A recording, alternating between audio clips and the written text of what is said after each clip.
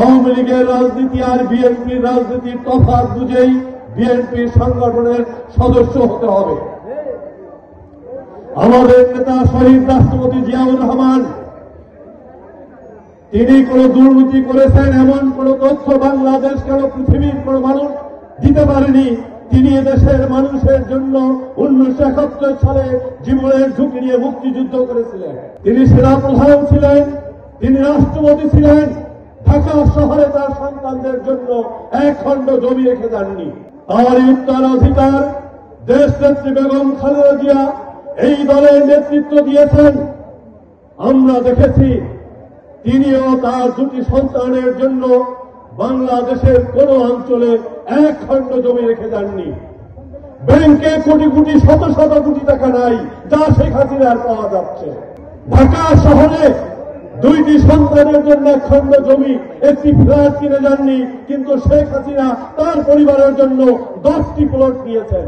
আমরা রাজনীতি করতেছি শহীদ প্রেসিডেন্ট জিয়াউর রহমানের আদর্শে করা, দেশনেত্রী বেগম খালেদা জিয়ার নেতৃত্বে, তাদের যোগ্য উত্তরসূরি তারেক রহমানের নেতৃত্বে অত্যন্ত অল্প বয়সে বাংলাদেশের নেতৃত্ব দেওয়া শুরু করেছিলেন এবং জিয়াউর রহমানের যোগ্য উত্তরসূরি বিদায় এদেশের ষড়যন্ত্রকারীরা 2007 সালে ষড়যন্ত্রের মধ্য দিয়ে তারেক রহমানকে বাংলাদেশ থেকে আহত করে নির্যাতন করে বিদেশে পাঠাতে বাধ্য করেছিলেন। তারপরেও আমরা দেখেছি এত অল্প বয়সে ইউরোপের মতো দেশে আছে যেখানে মদ খেলে কাউকে জিজ্ঞেস করতে হয় না, কিন্তু তারেক রহমানের নামে মাদক অবস্থায় কোনদিন কোথাও ধরা পড়েছে এরকম কোন রেকর্ড বিশ্বে নাই, কিন্তু জয়ে বারবার মাদক খেয়ে তালমাটাল হয়ে রাস্তায় পড়েছিল, সে অবস্থা আমরা দেখেছি। তাই বুঝতে হবে আমরা তারেক রহমানের সঙ্গে রাজনীতি করি। তিনি নিয়ম ভেঙে, ট্রাফিক সিগন্যাল ভেঙে কোনদিন ইউরোপের রাস্তায় গাড়ি চালিয়েছেন, তার কোন নির্দেশনা নাই, তার কোন উদাহরণ পাওয়া যায় না, অথচ বারবার জয় গ্রেপ্তার হয়েছে আমেরিকার পুলিশের কাছে গাড়ি উল্টাপাল্টা চালিয়ে। যুবদল যারা করেন তাদের বুঝতে হবে আমরা এদেশের মানুষের সেবার জন্য আসছি। আমরা ক্ষমতা চাই না, আমরা রাষ্ট্রীয় দায়িত্ব পালন করি। ক্ষমতা তারাই ভোগ করে যারা ক্ষমতা দিয়ে মানুষের অর্থ লুণ্ঠন করে, যারা ব্যাংক ডাকাতি করে, যারা দেশের টাকা বিদেশে নিয়ে যায়।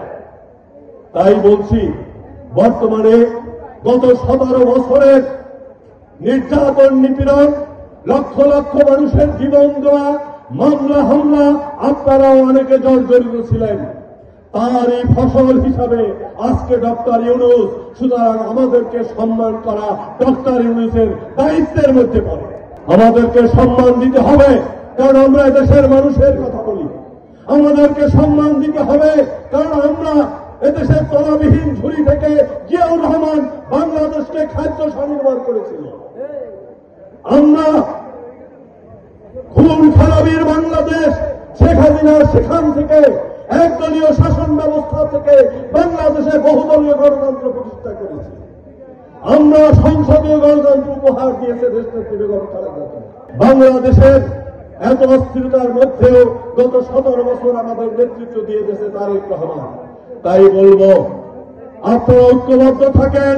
এদেশের মানুষ আপনাদের কাছে রাষ্ট্রীয় দায়িত্ব যখন দিবে অবশ্যই এই যুব সমাজ এই রাজাপুরের সকল উন্নয়নের কর্মকাণ্ডে সম্পৃক্ত থাকবে।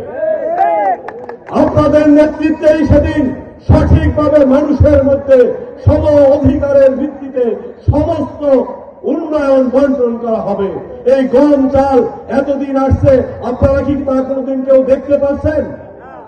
দেখতে পারেন নাই, কারণ আওয়ামী লীগের ছিল চোরের খনি। শেখ মুজিব নিজেই বলেছেন তিনি পেয়েছেন চোরের খনি, আর জিয়াউর রহমান তলাবিহীন ঝুড়িকে উন্নয়নের বাংলাদেশ করেছেন। সুতরাং আগামী দিনে বাংলাদেশ জাতীয়তাবাদী দল ক্ষমতায় আসলে আপনাদের কাঁধে এই রাজাপুরের এই বড়বাড়ি ইউনিয়নের সকল উন্নয়নের দায়িত্ব আসবে আমাদের এই যুব সমাজের উপরে। তখন আপনারা বলবেন আপনাদের উপরে নিশ্চয়ই কারো তখন কোন অন্যায় অবিচার করার সুযোগ থাকবে না। অধিকার তো আপনার। গত 17 বছর আপনারা অর্জন করেছেন, কেন অধিকার দিতে হবে না? আপনাদের অধিকার আপনারাই পাবেন এবং আপনারাই সমবন্টন করবেন সবাইকে নিয়ে। এই মোরবাড়ি ইউনিয়নকে আপনারাই উন্নত করবেন, আপনারাই উন্নয়নের শিখরে নিয়ে যাবেন। খালেদা জিয়ার অনমনীয় আপসহীন নেতৃত্বের মতো আপনাদেরকেও সেই নেতৃত্বে উপনীত হতে হবে। দেখেছেন গত 5ই আগস্ট শেখ হাসিনা তার সকল কর্মী ফেলে নিজে তার